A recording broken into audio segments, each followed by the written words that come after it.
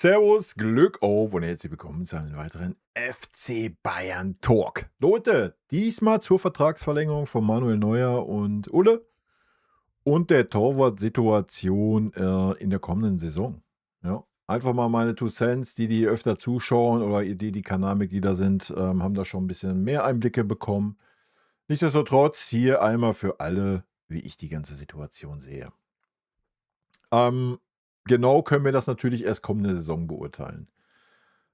Wenn dem so ist, dass Jonas Obich definitiv mehr Spiele bekommt, wie er diese Saison bekommen hat, das waren, glaube ich, 20. Wenn wir jetzt heute nochmal den Einsatz dabei nehmen, irgendwie, ich weiß nicht genau, werden wir in den Fazitvideos sehen, aber so knapp um die 20 Spiele sollte Jonas Obich gemacht haben. Er muss nächste Saison mehr Spiele machen. Ja. Idealerweise, aus meiner Sicht, wäre es natürlich, wenn man sagen würde, komm, Obich spielt die Bundesliga, Manuel Neuer die Pokalwettbewerbe.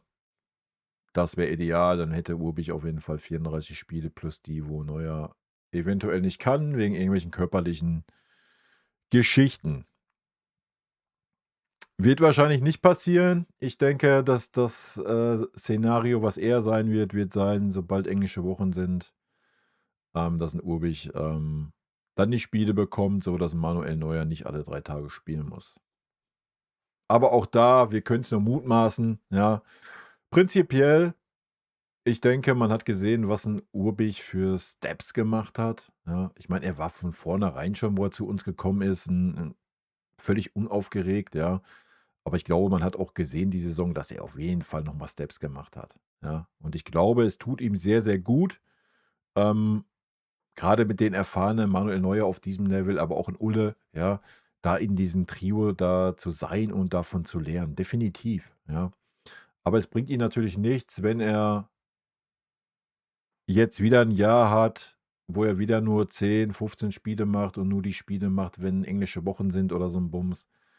Ähm, Dann wird er eher stagnieren, ja, weil nur durch Training alleine klar ist das jetzt von Manuel Neuer im Training kannst du viel mitnehmen, gehe ich von aus, ja, definitiv. Aber das hat er jetzt 1,5 Jahre getan. So, irgendwann ist auch gut, ja, dann muss er sich durch Spiele weiterentwickeln. Ganz einfache Kiste, ja. Und es ist die perfekte Konstellation, wenn Manuel Neuer freiwillig Spiele abgibt und man klar geregelt hat, dass 'n Urbich mehr Spiele macht wie Manuel Neuer.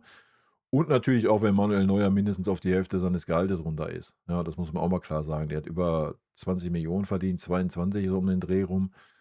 Es wäre schon schön, wenn der maximal bei 10 ist, so. Ja, das gehört halt auch mal zur Wahrheit. Wenn man ihm schon die Möglichkeit gibt, da noch ein Jahr zu machen, sollte das auch in beider Vernehmen sein. Glaube ich das? Ne, ich glaube es nicht. Ich denke, er wird immer noch so bei 15 rumliegen.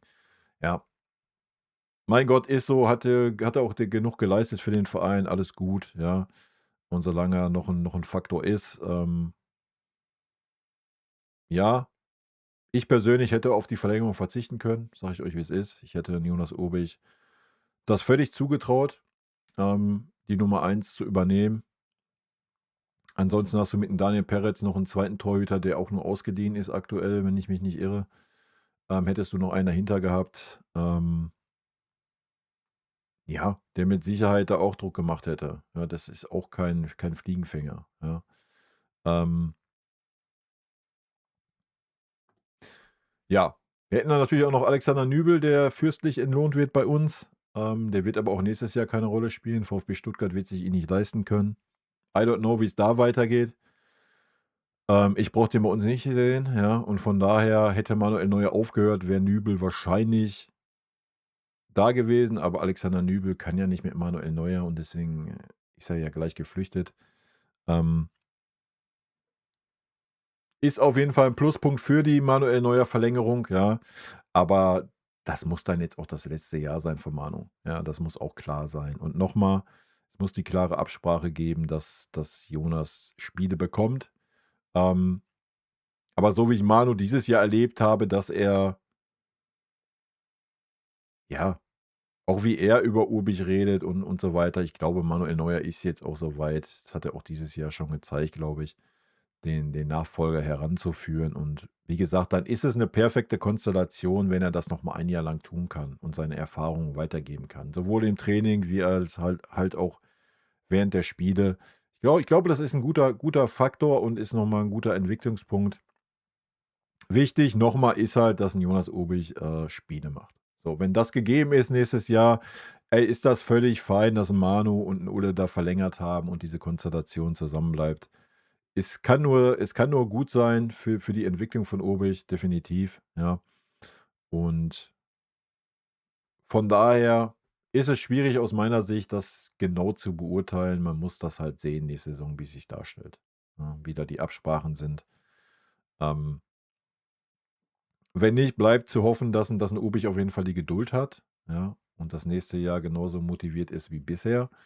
Ähm, weil aus meiner Sicht ist er jetzt schon so weit, die Nummer eins zu sein beim FC Bayern und das auch die nächsten 10, 15 Jahre. Also, fußballerisch ist er jetzt schon stärker wie Manuel Neuer, denke ich. Auf der Linie habe ich auch nichts gesehen, wo er schwächer ist. Ganz im Gegenteil, er ist halt noch mal 'n paar Jährchen jünger, da sind die Reflexe eh noch anders. Klar fehlt ihm noch so die Erfahrung, woher auch, ja. Er hat schon jetzt ein bisschen gemacht, letztes Jahr schon in der Champions League und so weiter. Aber er ist halt auch kein Torhüter, der irgendwie Unsicherheit ausstrahlt oder ey, der hat mal in einem Spiel 'n Fehler gemacht, nächstes Spiel überragende Leistung gezeigt. Und das ist eigentlich immer, was 'n Torwart auszeichnet, ja, grade beim FC Bayern und noch mal zu der Verlängerung von Manuel Neuer und Ulle. Ey, ich bin 'n großer Fan davon, wenn das alles gut klappt, dann hat man da nichts falsch gemacht. Wenn man dann noch Manuel Neuer auf'm humanes Level vom Gehalt her gebracht hat, dann hat man sogar alles richtig gemacht in meinen Augen, ja. Ähm, weil es schadet nicht, wenn's noch mal so 'n klares Übergangsjahr gibt. Ich meine, idealerweise wär's so, dass man gesagt hätte, Jonas Obich ist die Nummer eins und Manuel Neuer ist die Nummer 2 und Manu führt ihn jetzt ran, kriegt 'n paar Spiele. Das wäre natürlich der ideale Fall gewesen, aber das kannst du natürlich nicht verkaufen. Ähm, wahrscheinlich auch nicht Manuel Neuer. Ich bin gespannt, wie sich's darstellt nächste Saison, ja. Dann können wir das final beurteilen. Aufm Papier, wie gesagt, spricht da absolut nichts dagegen und ist es eigentlich die perfekte Konstellation, wenn das so umgesetzt wird, ne? Wenn's natürlich nicht so umgesetzt wird, wird's 'n Jonas Obich dann schaden, dass er vielleicht jetzt nur 15 Spiele macht und noch mal 'n Jahr hinter Manuel Neuer hockt? Wahrscheinlich auch nicht, wenn wir ehrlich sind, ja? Er wird wahrscheinlich nicht mehr so viel mitnehmen können wie jetzt in den 1,5 Jahren, so vom Training her und so weiter, gar keine Frage. Aber es ist jetzt auch nicht so, dass es ihn schadet. Und wenn er die Geduld hat, ja, und wenn soll das nächstes Jahr halt so laufen, dass Manuel Neuer doch viele Spiele macht und er wenig Spiele, ähm, ja, dann ist zu hoffen, dass er die Geduld hat und dann ja, dass man danach dann auch wirklich sagt: „Manu, pass auf, ist gut jetzt“, von Bayern-Seite, ne? Das muss man halt auch sagen. Ich habe jetzt auch gar nicht geguckt, wie der Vertrag verlängert wurde. Ich gehe jetzt einfach mal davon aus, dass es nur ein Jahr ist und nicht, dass es ja, wer weiß, nicht, dass gleich 2 sind, Alter, ja. Dann wird's natürlich wild.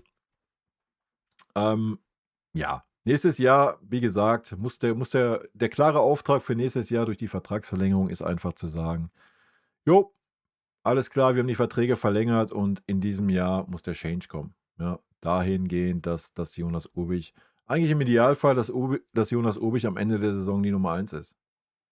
Ja, darauf muss es hinauslaufen. Das muss das Ziel sein, das muss das Doing sein.